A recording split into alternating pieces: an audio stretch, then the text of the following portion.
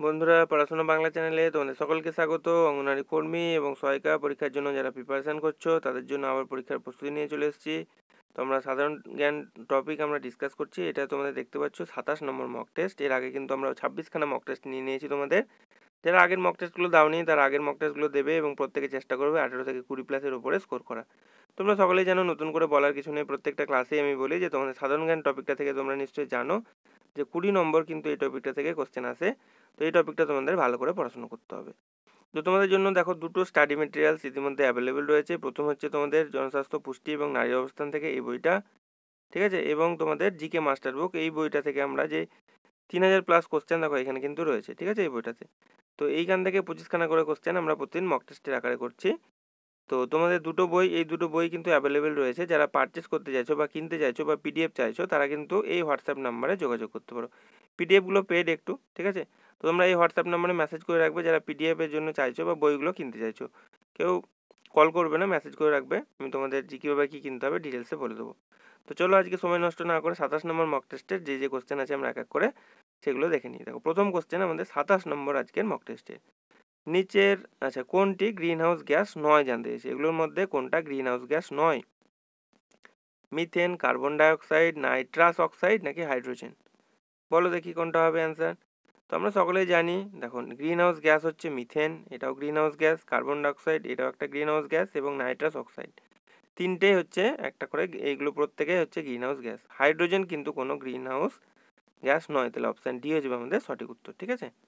এইখানে দেখো এবার কি মনে রাখবে তোমরা, মনে রাখার মতো ব্যাপার হচ্ছে যে প্রধান গ্রিনহাউস গ্যাস কোনগুলো, সেগুলো হচ্ছে জলীয় বাষ্প, carbon dioxide, methane, nitrous oxide এবং ক্লোরোফ্লুরোকার্বন, ঠিক আছে। এখানে একটা কমা হতো। এইগুলো হচ্ছে প্রত্যেকেই গ্রিনহাউস গ্যাস। এখানে মনে রাখবে যে কার্বন ডাইঅক্সাইড বা CO2 হচ্ছে প্রাথমিক গ্রিনহাউস গ্যাস যা মানুষের কার্যকলাপের মাধ্যমে নির্গত হয়, ঠিক আছে। তাহলে গ্রিনহাউস গ্যাসগুলোর নাম অবশ্যই তোমরা এখান থেকে মনে রাখবে।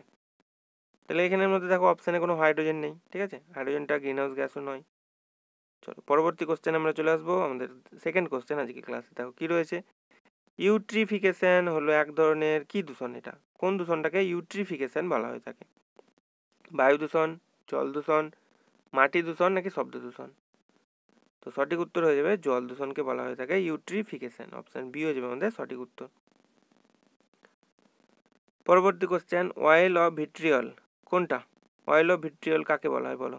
HCl, hydrochloric acid, HCOOH, nitric acid HNO3 নাকি sulphuric acid H2SO4?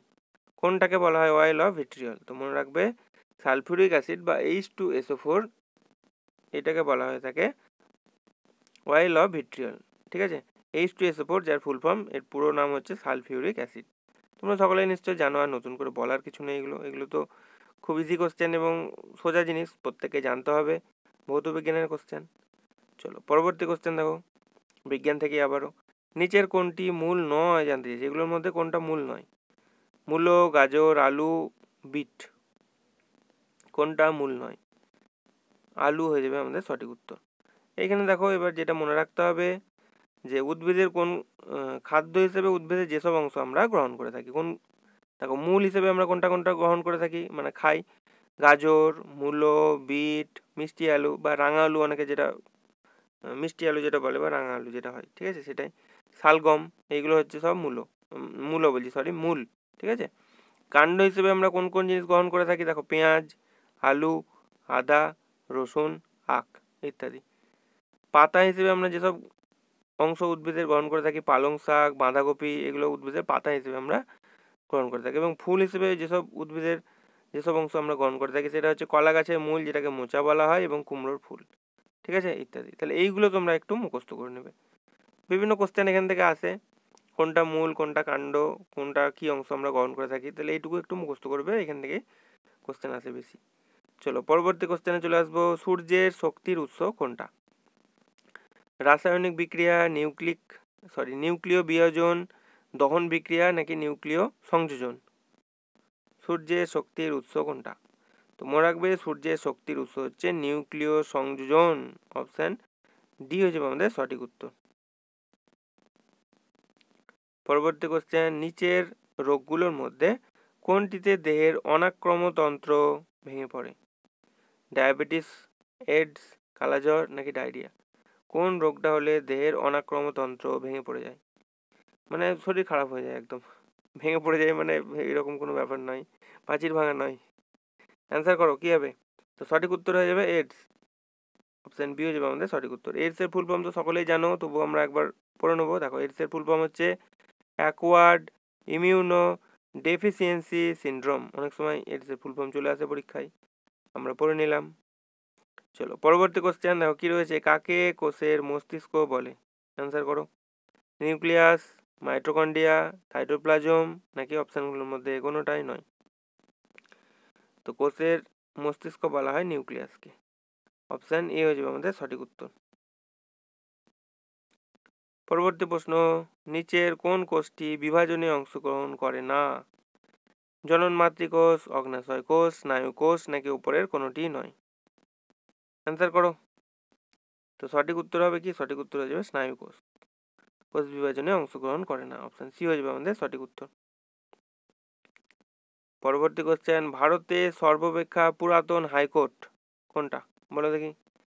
Kolkata high court, Allahabad high court, Madras high court নাকি বোম্বে হাইকোর্ট? তো সঠিক উত্তর হয়ে যাবে কলকাতা হাইকোর্ট হচ্ছে সব থেকে পুরানো হাইকোর্ট। অপশন এ হয়ে যাবে আমাদের সঠিক উত্তর। এখানে মনে রাখবে যে 1862 সালের 1 জুলাই কলকাতা হাইকোর্ট স্থাপিত হয়। অনেক সময় তারিখটা কোশ্চেনে চলে আসে, তখন মুখস্থ করে নিতে হবে যে 1862 সালের 1 জুলাই কলকাতা হাইকোর্ট স্থাপিত হয়েছিল বা হয়। পরবর্তী কোশ্চেনে চলে আসছি, ডেঙ্গু জ্বরের বাহক মশা কোনটি? বলো, ডেঙ্গু জ্বরের বাহক মশা কোনটা? এডিস মশা, স্ত্রী অ্যানোফিলিস মশা, পুরুষ অ্যানোফিলিস মশা নাকি কিউলেক্স মশা? তো মনে রাখবে ডেঙ্গু জ্বরের বাহক হচ্ছে এডিস মশা। অপশন এ হয়ে যাবে আমাদের সঠিক উত্তর। চলো পরবর্তী কোশ্চেনে চলে আসবো, রাষ্ট্রপতি সবাইকে নির্বাচন করেন, শুধু করেন না কাকে? প্রধানমন্ত্রীকে, রাজ্যপালকে, হাইকোর্টের জাজকে নাকি রাজ্যসভার সভাপতিকে? তো সঠিক উত্তর হয়ে যাবে সবাইকে নির্বাচন করলেও রাজ্যসভার সভাপতিকে নির্বাচন করেন না। অপশন ডি হয়ে যাবে আমাদের সঠিক উত্তর। ঠিক আছে।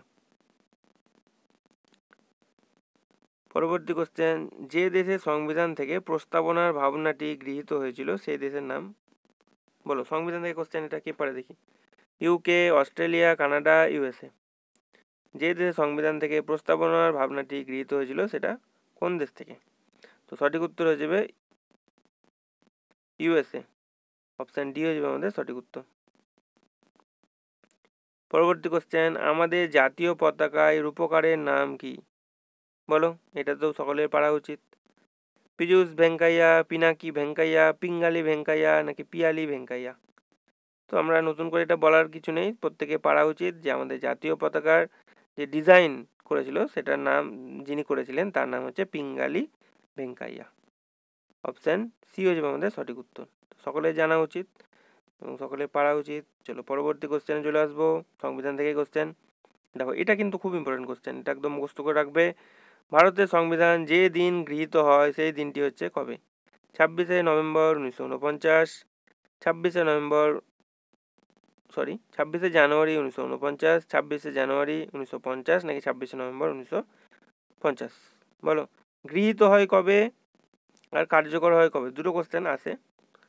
বলো, তো গৃহীত হয়েছিল কবে? গৃহীত হয়েছিল 26 জানুয়ারি 1949। অপশান বি হয়ে যাবে আমাদের সঠিক উত্তর। ঠিক আছে।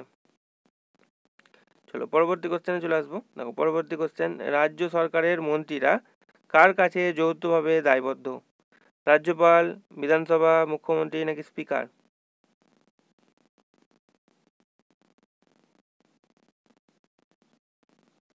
অ্যান্সার করো। সঠিক উত্তর হয়ে যাবে বিধানসভা। অপশান বি হয়ে যাবে সঠিক উত্তর। পরবর্তী নেক্সট কোশ্চেন চলে আসবো 16 নম্বরে। দেখো, ভারতীয় সংবিধানের মুখ্য স্থপতি কাকে বলা হয়? B N. Rau, doctor B R. Ambedkar, N. Gopalaswami নাকি ডক্টর রাজেন্দ্র প্রসাদ? সঠিক উত্তর হয়ে যাবে কি? সঠিক উত্তর হয়ে যাবে ডক্টর বি.আর. আম্বেদকরকে বলা হয় তোমার সংবিধানের স্থপতি। অপশান বি হয়ে যাবে আমাদের সঠিক উত্তর। পরবর্তী কোশ্চেন দেখো 17 নম্বর কি রয়েছে, ভারতের স্থায়ী গবেষণা কেন্দ্র দক্ষিণ গঙ্গোত্রী কোথায় অবস্থিত এটা? আন্টার্কটিকা, আরব সাগর, ভারত মহাসাগর নাকি হিমালয়?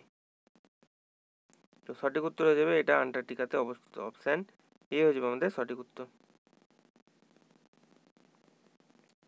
পরবর্তী কোশ্চেন, বাংলার প্রথম মুদ্রণখানা কোথায় স্থাপিত হয়েছিল এটা?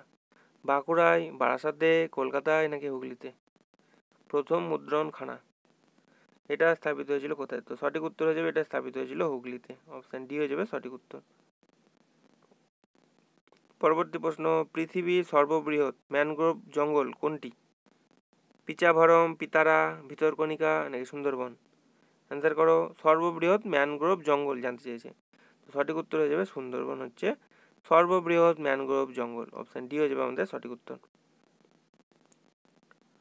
পরবর্তী কোশ্চেন, ভারতবর্ষের নীল বিপ্লব কথাটি যুক্ত কোনটির সাথে? গ্রিনহাউস গ্যাস নিঃসরণ হ্রাসকরণের সাথে, মৎস্য উৎপাদনের সাথে, জল সংরক্ষণের সাথে নাকি নীল উৎপাদনের সাথে? বলো দেখি অ্যান্সার করতে পারে কে?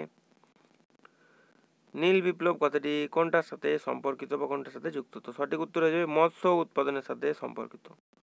অপশান বি হয়ে যাবে আমাদের সঠিক উত্তর। অনেক সময় অনেকে ভুল করে থাকো, নীল বিপ্লব নীল উৎপাদনের সাথে কিন্তু একদমই হবে না, ঠিক আছে? মনে রাখবে নীল বিপ্লব হচ্ছে মৎস্য উৎপাদনের সাথে সম্পর্কিত বা যুক্ত, ঠিক আছে?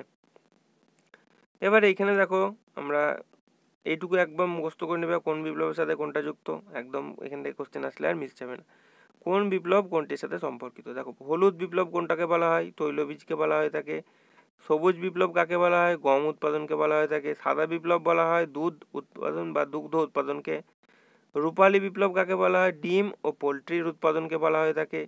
গোল বিপ্লব কাকে বলা হয়? দেখো, আলুর উৎপাদনকে গোল বিপ্লব বলা হয়ে থাকে। সোনালী তন্তু বিপ্লব বলা হয় পাট উৎপাদনকে, মনে রাখবে। কালো বিপ্লব কাকে বলা হয়? পেট্রোলিয়াম উৎপাদনকে। দেখো, নীল বিপ্লব বলা হয় কাকে? মৎস্য বা মাছ উৎপাদনকে। এবং সবশেষে বাদামি বিপ্লব, এটাও মনে রাখবে যে চর্ম উৎপাদনকে বলা হয়ে থাকে বাদামি বিপ্লব, ঠিক আছে? তাহলে একদম কোন বিপ্লব কাকে বলে আমরা একদম এক্সট্রা ডিটেলে সব পড়ে নিলাম, একদম মুখস্থ করে নেবে, শুধু খাতায় নোট করা নয়, মাথায় নোট করে রাখতে হবে তোমাদেরকে, হ্যাঁ? চলো পরবর্তী কোশ্চেনে আমরা চলে আসবো। দেখো পরবর্তী কোশ্চেন কি রয়েছে, 21 নম্বর, কে দিল্লিতে জামা মসজিদ তৈরি করেছিলেন বলো বা তৈরি করেছিল? আকবর, জাহাঙ্গীর, শাহজাহান নাকি ঔরঙ্গজেব? তো সঠিক উত্তর হয়ে যাবে শাহজাহান। অপশান সি হয়ে যাবে আমাদের সঠিক উত্তর। এবার শাহজাহান আর কি কি করেছেন আমরা এক্সট্রা ডিটেলসে পড়ে নেবো, এটুকু একদম মুখস্থ করে নেবে। দেখো, শাহজাহান সম্পর্কে কোনো কোশ্চেন আর মিস যাবে না বা বাদ যাবে না। দেখো, তার রাজত্বকালে মানে এই কোশ্চেন, এই যে এটা এক্সট্রা ডিটেলস আমি বলছি, এটা কিন্তু এইটুকু বিভিন্ন পরীক্ষায় বারবার আসা যে কোশ্চেন, সেখান থেকে এক্সট্রা ডিটেলসগুলো তৈরি করা। তো তার রাজত্বকালে মুঘল সাম্রাজ্যের সুবর্ণ যুগ বলা হয়, তার রাজত্বকালে মুঘল সাম্রাজ্যের সুবর্ণ যুগ বলা হয়। দিল্লির আগ্রায় মতি মসজিদ তার স্থাপত্য কীর্তি, এটা মনে রাখবে।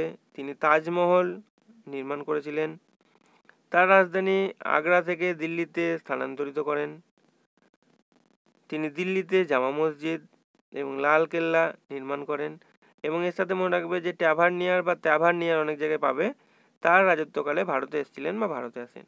তাহলে শাহজাহান রিলেটেড আমরা এইটুকু একদম যেগুলো খুব গুরুত্বপূর্ণ ইম্পর্টেন্ট কোশ্চেন বারবার পরীক্ষায় আসা, সেগুলো এক্সট্রা ডিটেলসে পড়ে নিলাম। পরবর্তী কোশ্চেনে চলে আসবো। দেখো কি রয়েছে, মোগল সম্রাট আকবর তার সাম্রাজ্য ভাগ করেছিল 8টা সুবাতে, 12টা সুবাতে, 5টা সুবাতে নাকি 10টা সুবাতে? বলো অ্যান্সার করো কি হবে? সঠিক উত্তর হয়ে যাবে 12টা সুবাতে। অপশান বি হয়ে যাবে সঠিক উত্তর। পরবর্তী কোশ্চেন, আত্মীয় সভার প্রতিষ্ঠাতা কে বলো? মতিলাল নেহেরু, রাজা রামমোহন রায়, চিত্তরঞ্জন দাস নাকি প্রিন্স দ্বারকানাথ ঠাকুর? তো সঠিক উত্তর হয়ে যাবে রাজা রামমোহন রায় ছিলেন আত্মীয় সভার প্রতিষ্ঠাতা। অপশান বি হয়ে যাবে সঠিক উত্তর। পরবর্তী কোশ্চেন দেখো, কোন সালে নেতাজি সুভাষচন্দ্র বোস দেশ ত্যাগ করেছিলেন বলো? খুব ইম্পর্টেন্ট কোশ্চেন এটা ইতিহাসের। 1942 সালে, 1943 সালে, 1940 সালে নাকি 1941 সালে? সঠিক উত্তর কি হবে? সঠিক উত্তর হয়ে যাবে 1941 সালে। অপশান ডি হয়ে যাবে আমাদের সঠিক উত্তর। আমাদের আজকের মক টেস্টে 27 নম্বরের লাস্ট কোশ্চেন দেখো কি রয়েছে, অজন্তা গুহা চিত্রগুলি কোন সময়কার? এটা এগুলো গুপ্ত বংশ, মৌর্য বংশ, রাষ্ট্রকূট বংশ নাকি পাল বংশের সময়কার? তো সঠিক উত্তর হয়ে যাবে গুপ্ত বংশের সময়কার। অপশান এ হয়ে যাবে আমাদের সঠিক উত্তর। ঠিক আছে, তো বন্ধুরা এই ছিল আজকে আমাদের 25খানা কোশ্চেন। ভিডিওটি যদি তোমাদের ভালো লেগে থাকে একটি লাইক করে দেবে, চ্যানেলে নতুন হয়ে থাকলে চ্যানেলটি সাবস্ক্রাইব করে নেবে এবং ভিডিওটি তোমার বন্ধুদের সঙ্গে একটু শেয়ার করে দেবে। এবং যারা নিজে আনসার করেছো 25খানার মধ্যে কতগুলো সঠিক হলো অবশ্যই কিন্তু কমেন্ট সেকশনে জানিয়ে দেবে। এবং তোমাদের বলে রাখি, তোমাদের এই সাধারণ জ্ঞান ছাড়াও জনস্বাস্থ্য, পুষ্টি, নারীর অবস্থানের উপর ক্লাস, রচনার ক্লাস, ইংরেজির ক্লাস, অঙ্কের ক্লাস এবং তোমাদের রিসেন্ট যে জেলাগুলো থেকে পরীক্ষা হয়েছে তার একদম পুরো কোশ্চেন পেপার সলিউশন সহ করে দিয়েছি। তোমরা অঙ্কের সমাধান সহ সব করা আছে, তোমরা চাইলে চ্যানেলের প্লে লিস্ট থেকে সেগুলো দেখতে পারো। যারা একদম নতুন প্রিপারেশন করছো তাদেরকে বলবো যে প্রিভিয়াস ইয়ার কোশ্চেন পেপারগুলো একবার দেখে নাও, তাহলে তোমাদের একটা আইডিয়া হয়ে যাবে যে কীরকম কোশ্চেন পেপার পরীক্ষায় আসে। তো এই ছিল আজকের video. Thank you for watching this video.